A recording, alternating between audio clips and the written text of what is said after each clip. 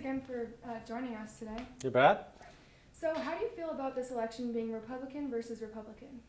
Well, it's a new thing. With the open primary, you can have this. You can have Republican against Republican or Democrat against Democrat. I didn't vote for the open primary. I don't think that that's the best way to go about it here in California, but we have it, and we're going to have to show the differences between the two of us. So that's good for the voters. Definitely. What makes you the best candidate for both Republicans and Democrats for the 25th District? Well, if you keep this interview to a half an hour, I probably can't go through everything. But very briefly, several things. One is I served on local government, so I was a city councilman. I'm the only vet in the race, and I have a career in law enforcement, as opposed to my opponent, who never served at the local government, but has always been in the arena of politics. So he never really had a career before he became an assemblyman or a senator. I can't remember which one he came first.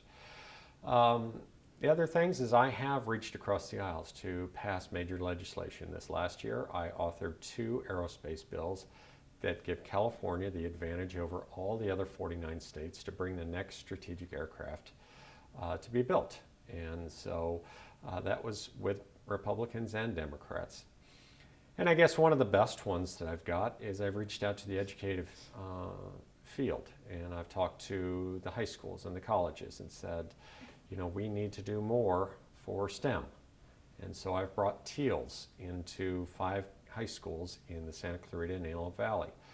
And I've also talked to people like Dr. Van Hook and many others in the college arena that wants to take TEALs from the high school area, which is basically computer science, and keep moving it into the college arena so that we have more people involved in STEM, more people involved in computer science, so that when Microsoft or Oracle or whoever wants to get coders, they'll be looking here in America instead of looking outside. Okay, cool. Talking about education, that brings us into the next question. So if elected, you want to take education control back to the local level instead of in the hands of state and federal government? Correct. So how would you go about bringing education back to the local levels, and how would you make sure the level of education does not degrade through the country? Okay, well, we've done that a little bit in the state. So we have local control funding formula this last year in the budget, which basically gives a lot more money to the locals and allows them, the school boards and the trustees there, to be involved in the money, not just kids, but the money, more than the state. So before, the state had an awful lot to do with the funding, and now we've pushed it down to the local level at some level. Now, I'd like to make it a lot more. I don't think the state should be involved at all except for a curriculum. You could have a curriculum group of 9 people that could be teachers or superintendents, and they could build a curriculum. So all the public schools are doing the same thing. They've got to hit the same marks. You could do that at the federal level too. I was not in support of No Child Left Behind. I think it was a failed program in the beginning. I think we've shown it's a failed program. But every time money hits somebody's hands, the next time it goes, it's going to be less. So when the money goes to the federal government, then it comes down to the state, and then to the county, and then to the locals, you're going to have less and less money. So I would like to see less money go to the federals, to the feds, and more money come right here to the local level. And you can do that with a local control funding formula at the federal level. You can do that with a whole lot of different ways. So more money into to the locals. Okay, great. With the cost of education growing each year, what is your plan to help students with the ability to have an education that doesn't leave them with a 6-figure debt number? Okay, well, let's understand a couple things. One is college is an opportunity. It's not a right. I know that some people want to argue that college is a right. It's not. It is an opportunity. If you want to go to college, you can. If you don't want to go to college, you don't have to. So it is an opportunity for you to go out and get some professions or some jobs that other people can't get because they don't have that education. That all being said, we have a pretty good system here in California. We have 111 community colleges. We have the the California State University system and the UC system. You're probably going to be hard pressed to find better colleges than our UCs. They are at the top. So what you get is what you pay for. Now, that all being said, you can go to a CSU right now, like my son is. My son goes to a CSU Sacramento, and I pay the bills. And when he graduates in about a year and a half, hopefully, he'll be done in 3.5 years, he will have some debt. And there's no doubt about that. I think everybody who's gone to college carried debt. The problem is, how do we manage that debt? We don't want people walking away with $100,000 like you were talking about. How do we manage that? So on the state level, we've done pretty good with our CSUs. UCs are quite a bit more expensive. At the federal level, I would like to see something like a loan program, not just FAFSA, but a loan program.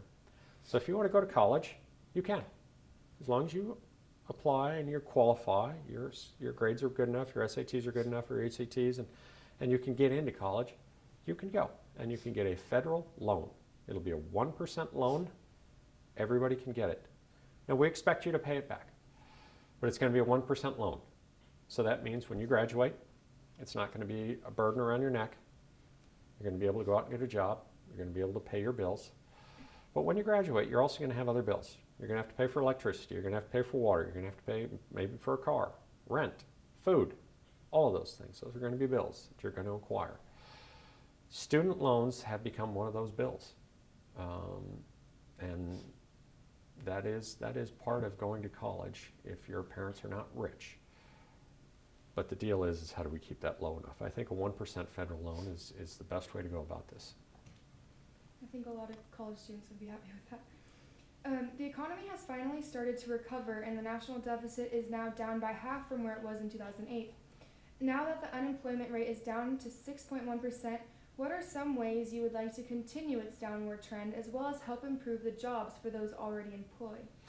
Well, it's an expansive question, but what we're seeing is India and China are going through kind of an industrial revolution right now. So they're doing things that maybe we did 30 or 40 years ago. So with that, you're going to see that prices are going to go up in those countries.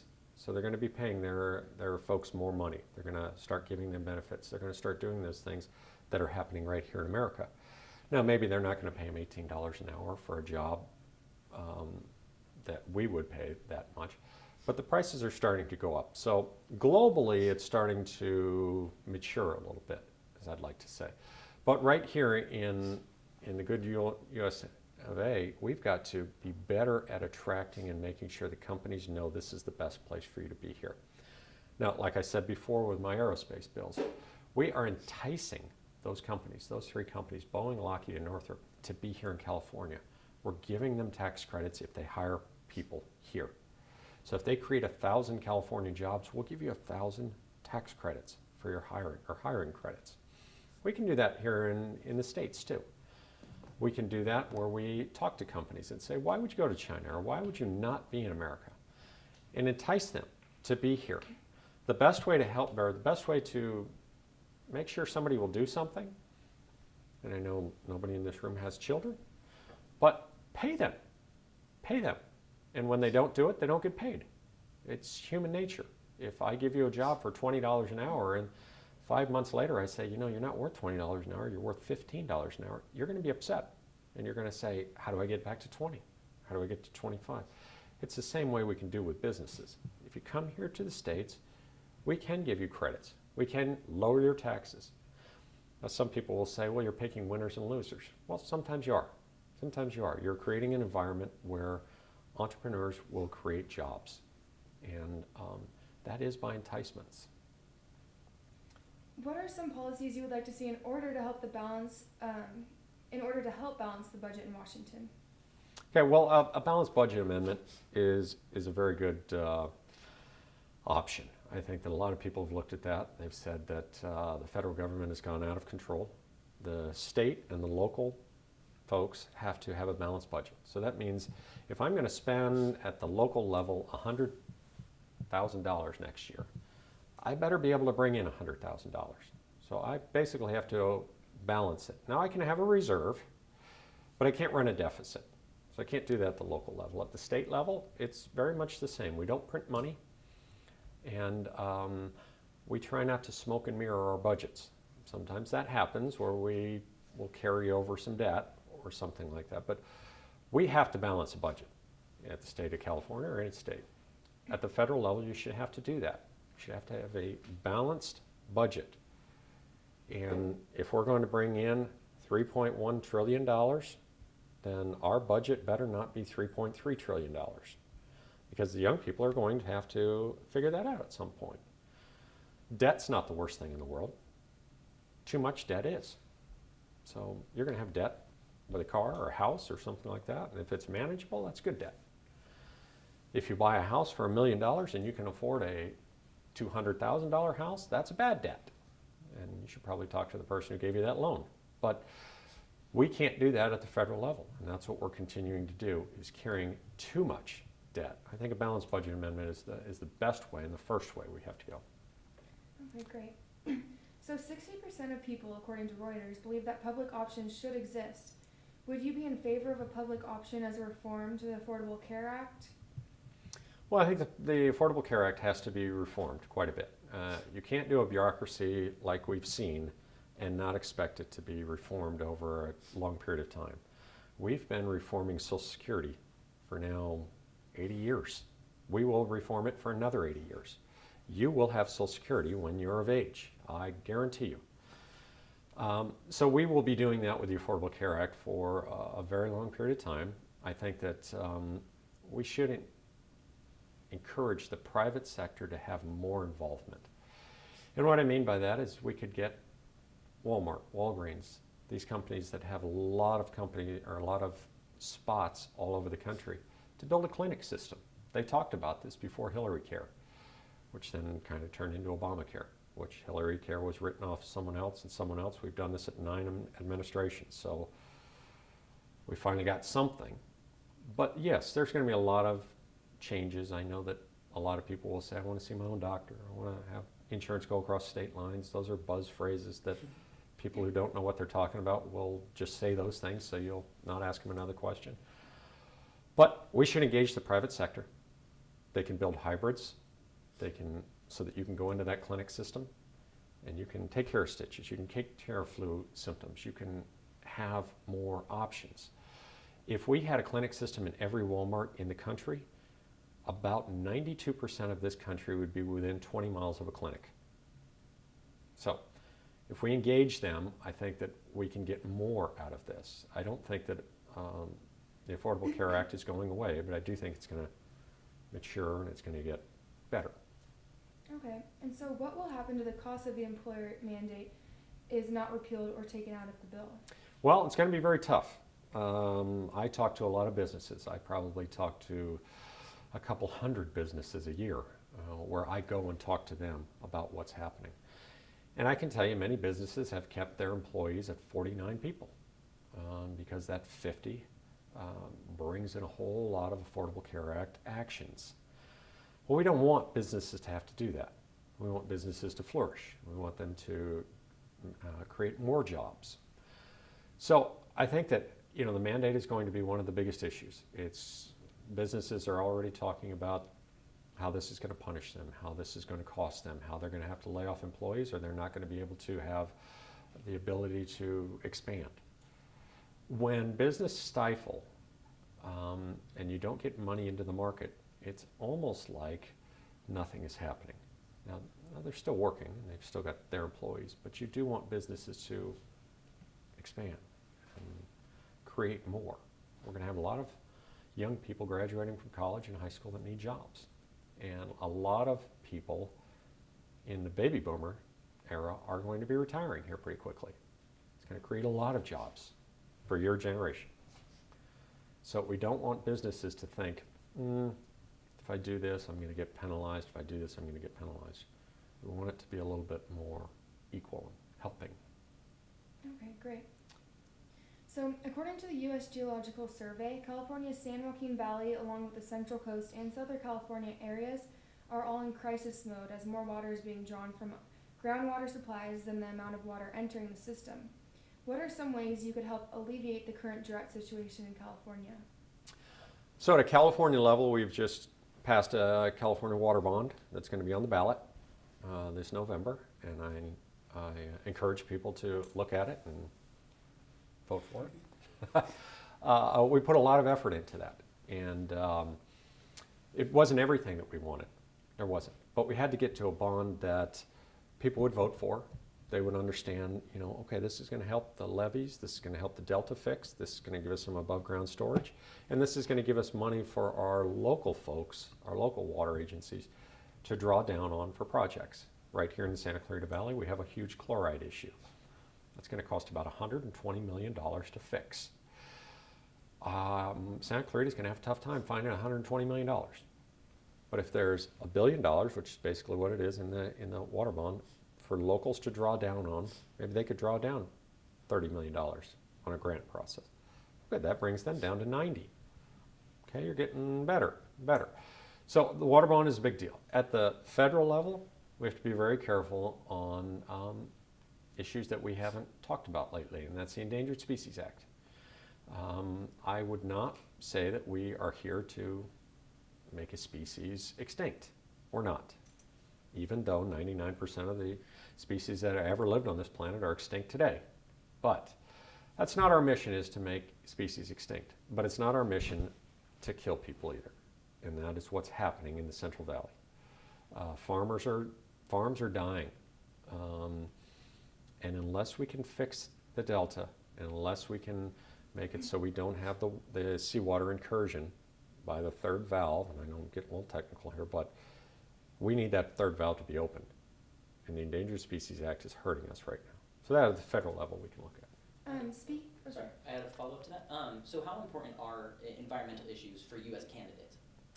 Well, they're always important. I think that anyone who doesn't say they want a clean air, clean water, a clean life, right, shouldn't be someone looked at. Right. But remember, I always put it in a teeter-totter. And once you get one a little bit out of balance, you're going to affect the other one. So you've got to make sure that the environment is taken care of, but make sure that business can work too and create jobs. Right now we're out of balance. Especially here in California, we have taken too much emphasis on the environment and too little on the working folks. So that's just got to get a little bit more in balance in California. And I think across the country it pretty much is. Some are a little bit more out of whack than we are. Some are a little bit better on the other side. But the country as a whole wants clean air. We want clean water. We want clean energy. Those three are big to us. But remember, technology goes in steps. And if you jump a step, which means I mandate you to do something, then you will hurt business. We've done that in California. Speaking of endangered species, the decline of the bees due to the carbon in the air, pesticides potentially. What is a resolution? Do you have anything that you guys are working on? Yeah, well, I mean, a couple things that we talk about is we understand the CO2 levels. There's been many studies that the CO2 levels are at the highest that they've ever been. We also understand that climate change has some impact, whether it's by a cyclical event of what's happening on the earth, or if it's because of people doing it. Either way, we can see that there are some changes in the environment right now with different temperatures, ice, the ice pack is different. And even here in California, we see our snowpack, our density levels are different. And so those are all problems that we have to address. Now, again, if we do these things, we have to do them incrementally so that business can keep up. Sometimes here we jump a little faster. And I think the country as a whole does it a little bit more measured. Sorry, that was like the last question we had. Oh, okay. Yeah. I actually have one more question. I know that you said you like to keep things balanced between environmental and economic, but with the CO2 levels so high and our Earth potentially in danger, do you think that there could be an exception at this time period in our world's history? For? With CO2. For an environmental reform. Well, I think that environmental reform is fine. It's fine. We did, when we did CEQA back in the early 70s, I didn't do it, but back in the early 70s, that was California Environmental Quality Act, and that was to make sure that when you put a footprint here in California with a building or a business, then you're going to take into effect water, air, the land that you are resting on. You're going to take into effect all of those things. Now, the problem in the last 40 years is that it's become a tool for attorneys to use to either stop a project or change something in a community so that you don't compete with this community. And so if we're really going to look at environmental reform, then let's look at that. What do we do to lower CO2? What do we do to make it less pollution here? And then that is fine. But you always have to engage the business community. Business community can't be on the outside just saying, well, whatever you do, I'll have to take. Because if we do something that's too much for the business community, then they go out of business. And then we lose jobs. And then the economy goes down. And then it dominoes. All right, well, thank you again. Okay. It was great to have you. Do you help with any of that? Do you have any last